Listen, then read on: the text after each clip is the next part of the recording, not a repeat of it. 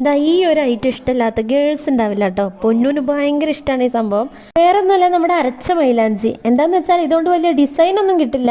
കൂടി വന്ന ഒരു ഈർക്കിലുകൊണ്ട് അങ്ങോട്ടും ഇങ്ങോട്ടും ഒരു വരയിടാം, അത്ര മാത്രം. അല്ലെങ്കിൽ പിന്നെ തൊപ്പി വയ്ക്കാൻ മാത്രമേ എനിക്കറിയുള്ളൂ ഇങ്ങനത്തെ മൈലാഞ്ചി കൊണ്ട്. പക്ഷെ എന്നാലും ഇതിൻ്റെ മണവും ഇത് ഇടാനും ഭയങ്കര ഇഷ്ടമാണ്. നഖത്തിലൊക്കെ കളർ കിട്ടാനായിട്ട് ഇത് സൂപ്പറാണ്.